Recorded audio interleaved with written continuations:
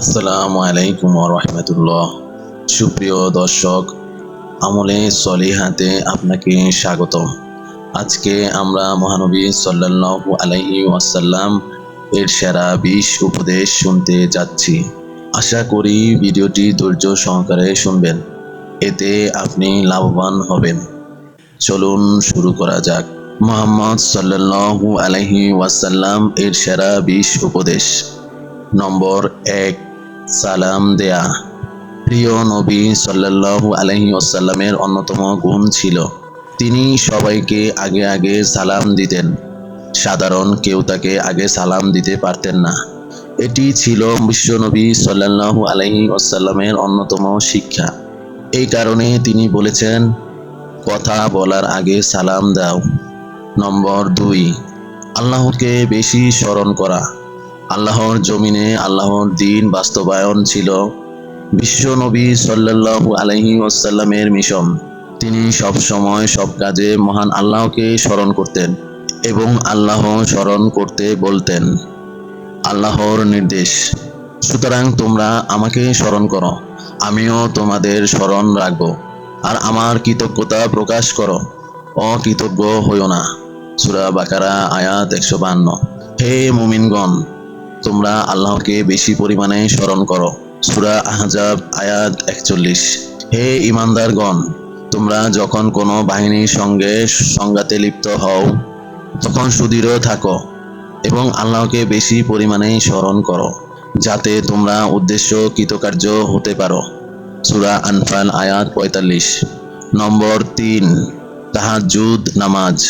যারা বিনা হিসাবে জান্নাতে যেতে চায় তাদের উচিত যত্নের সঙ্গে তাহাজ্জুদ নামাজ নিয়মিত পড়া। কোরআনের বিভিন্ন সূরায় এই নামাজের প্রতি তাগিদ দেওয়া হয়েছে। তাই বিশ্বনবী সাল্লাল্লাহু আলাইহি ওয়াসাল্লামের পর সাহাবায়ে কেরাম, তাবে সহ সব যুগের ওলি ও বিদ্বানরা তাহাজ্জুদ নামাজে রাত কাটিয়ে দিয়েছেন। আল্লাহ তাআলা প্রিয় নবী সাল্লাল্লাহু আলাইহি ওয়াসাল্লামের বিশেষভাবে রাতে তাহাজ্জুদ নামাজ পড়ার নির্দেশ দিয়েছিলেন।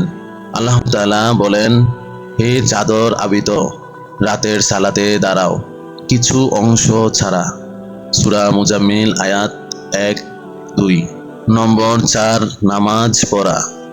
নামাজ ছিল প্রিয় নবী সাল্লাল্লাহু আলাইহি ওয়াসাল্লামের জীবনের শ্রেষ্ঠ ইবাদত ও আদর্শ। এমনকি তিনি যখন কোনো বিপদে পড়তেন সঙ্গে সঙ্গে তিনি নামাজে দাঁড়িয়ে যেতেন। আবার কোনো কারণে কষ্ট বা হতাশা বা চিন্তাগ্রস্ত হলেও তিনি তাৎক্ষণিক নামাজে দাঁড়িয়ে যেতেন। নম্বর 5, নীরবতা পালন। তিনি দীর্ঘ সময় নীরব থাকতেন। আল্লাহর কাছ থেকে ওহী ছাড়া কোনো কথা তিনি বলতেন না। এ কারণে নীরব থাকা বিশ্বনবীর অন্যতম সুন্নাহ ও ইবাদত। নম্বর 6, কম হাসা। তিনি কম হাসতেন, কেননা বেশি হাসলে মুমিনের অন্তর নিস্তেজ হয়ে যায়। রাসূলুল্লাহ সাল্লাল্লাহু আলাইহি ওয়াসাল্লাম বলতেন, বেশি বেশি কাঁদো, অল্প অল্প হাসো। এটি কোরআনুল কারীমের নির্দেশনা। অতএব তারা সামান্য হেসে নিক এবং তারা তাদের কৃতকর্মের বদলতে অনেক বেশি কাঁদবে। সূরা তাওবা আয়াত 82। নম্বর 7, মুচকি হাসা। রাসূলুল্লাহ সাল্লাল্লাহু আলাইহি ওয়াসাল্লাম মুচকি হাসি হাসতেন। এই হাসি অনেক উপকার বয়ে আনে। হাদিসে এসেছে, হযরত আবু হুরায়রা রাদিয়াল্লাহু আনহু বর্ণনা করেন, রাসূলুল্লাহ সাল্লাল্লাহু আলাইহি ওয়াসাল্লাম বলেছেন, সৎ আমলের কোনো কিছুকেই তুচ্ছ মনে করো না, যদি তা সৎ আমলটি তোমার নিজের ভাইয়ের সঙ্গেও মুচকি হাসি দিয়ে মিলিত হওয়ার দ্বারা হয়। মুসলমানের জন্য এটাও একটা সদকা। নম্বর 8, প্রতিশোধ পরায়ণ না হওয়া। কারো প্রতি প্রতিশোধ না নেওয়া ছিল বিশ্বনবী সাল্লাল্লাহু আলাইহি ওয়াসাল্লামের অন্যতম আদর্শ। হতযোগ্য কোনো অপরাধ না থাকলে অপরাধীকে ক্ষমা করে দেয়া। কেউ অপরাধ করে থাকলে ধৈর্য ধারণ করাও শ্রেয়। রাসূলুল্লাহ সাল্লাল্লাহু আলাইহি ওয়াসাল্লাম নিজের জন্য কখনোই প্রতিশোধ গ্রহণ করতেন না। নম্বর 9, আঘাত না করা। রাসূলুল্লাহ সাল্লাল্লাহু আলাইহি ওয়াসাল্লাম কখনো কাউকে আঘাত করতেন না। শারীরিক আঘাত তো দূরের কথা, তিনি কথা বা আচরণ দিয়েও কাউকে কষ্ট দিতেন না। তবে যুদ্ধের ময়দানে কিংবা হতযোগ্য অপরাধের কথা ভিন্ন। নম্বর 10, শিশুদের স্নেহ করা। রাসূলুল্লাহ সাল্লাল্লাহু আলাইহি ওয়াসাল্লাম কোমলমতি শিশুদের বেশি স্নেহ করতেন এবং ভালোবাসতেন। হাদিসে এসেছে, হযরত আবু হুরায়রা রাদিয়াল্লাহু আনহু বলেন, এক ব্যক্তি একটি শিশু নিয়ে বিশ্বনবীর খিদমতে এসে শিশুটিকে চুমু দিতে লাগলেন। রাসূলুল্লাহ সাল্লাল্লাহু আলাইহি ওয়াসাল্লাম এই দৃশ্য দেখে তাকে জিজ্ঞাসা করলেন, শিশুটির প্রতি কি তোমার দয়া জেগে উঠেছে? সে বলল, হ্যাঁ, হে আল্লাহর রাসূল। তারপর রাসূলুল্লাহ সাল্লাল্লাহু আলাইহি ওয়াসাল্লাম বললেন, আল্লাহ তাআলা তোমার প্রতি এর চেয়েও অধিক দয়া করেন, কেননা তিনি দয়ালুদের শ্রেষ্ঠ দয়ালু। বুখারী। নম্বর 11, পরিবারের সঙ্গে কোমল আচরণ। রাসূলুল্লাহ সাল্লাল্লাহু আলাইহি ওয়াসাল্লাম নিজের পরিবারের সদস্যদের সঙ্গে কোমল আচরণ করতেন। পরিবারের সদস্যদের সঙ্গে কোমল ও উত্তম আচরণের নির্দেশ দিয়েছেন। খাবার দাওয়া, কেনাকাটা, সাংসারিক কাজে পরিবারের সদস্যদের সহযোগিতা ও উত্তম জিনিস দেওয়াকে উত্তম ইবাদত ও খরচ বলে উল্লেখ করেছেন। সুতরাং হাদিসের দিক নির্দেশনা হলো, প্রথমেই পরিবার পরিজনের চাহিদা মেটানো, যাতে তারা সবসময় অভাবমুক্ত থাকে, যা পরিবারের দায়িত্বশীল ব্যক্তির উপর ওয়াজিব। মৃত্যুর সময় ওয়ারিসদের সচ্ছল অবস্থায় রেখে যাওয়া, যাতে করে অভিভাবকের মৃত্যুর পর কারো মুখাপেক্ষী হতে না হয়। নম্বর 12, রোজা পালন।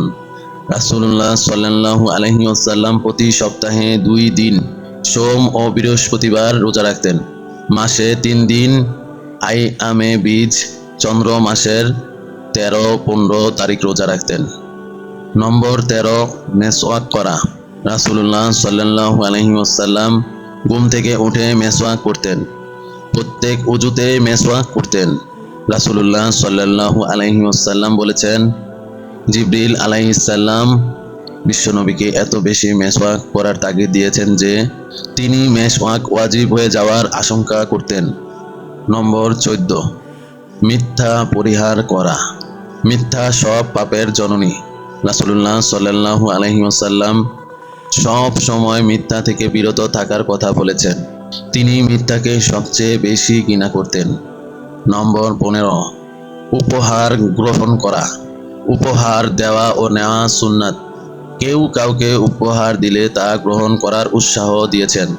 রাসূলুল্লাহ সাল্লাল্লাহু আলাইহি ওয়াসাল্লাম হাদিয়া বা উপহার গ্রহণ করতেন এবং নিজে ব্যবহার করতেন, কেননা তিনি সাদকা খেতেন না।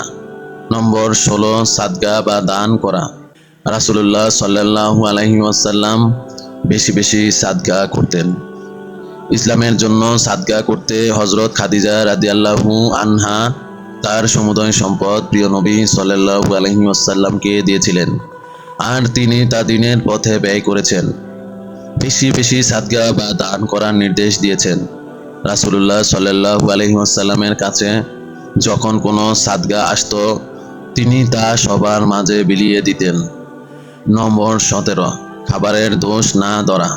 রাসূলুল্লাহ সাল্লাল্লাহু আলাইহি ওয়াসাল্লাম কখনো খাবারের দোষ ধরতেন না। কোনো খাবার খেতে ভালো না লাগলে তিনি তা খাওয়া থেকে বিরত থাকতেন। হাদিসে এসেছে, হযরত আনাস ইবনে মালিক রাদিয়াল্লাহু আনহু বলেন, রাসূলুল্লাহ সাল্লাল্লাহু আলাইহি ওয়াসাল্লাম কখনোই কোনো খাবারের দোষ ত্রুটি বর্ণনা করতেন না। খাবার পছন্দ ও রুচি হলে তিনি তা খেতেন, আর পছন্দ ও রুচি না হলে তা খাওয়া থেকে বিরত থাকতেন। নম্বর 18, ক্ষমা করা। ক্ষমা মহান আল্লাহ তাআলার অন্যতম গুণ। রাসূলুল্লাহ সাল্লাল্লাহু আলাইহি ওয়াসাল্লামও ক্ষমা করতে ভালোবাসতেন। তিনি অন্যদের ক্ষমা করে দেওয়াকে বেশি পছন্দ করতেন। হাদিসে পাকে প্রিয় নবী সাল্লাল্লাহু আলাইহি ওয়াসাল্লাম ক্ষমার ব্যাপারে এভাবে দোয়া করতেন এবং তার উম্মতকে দোয়া করতে বলতেন, আল্লাহুম্মা ইন্নাকা আফুউন তুহিব্বুল আফওয়া ফাফু আন্নি। অর্থ, হে আল্লাহ, আপনি ক্ষমাশীল, ক্ষমা করতে ভালোবাসেন, অতএব আমাকে ক্ষমা করে দিন। নম্বর 19, কাউকে অবহেলা না করা।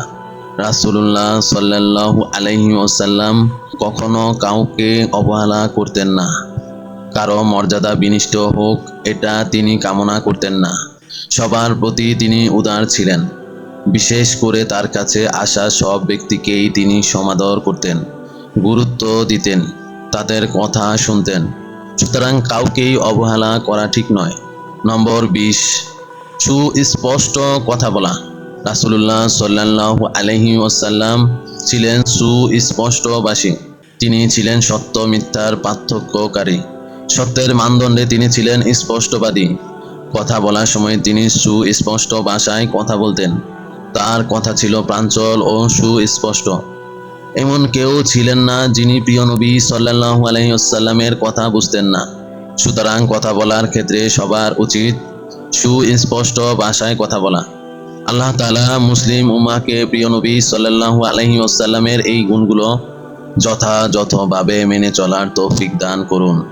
বিশ্ব নবীর আদর্শে নিজেকে রাঙিয়ে তোলার তৌফিক দান করুন। আমিন।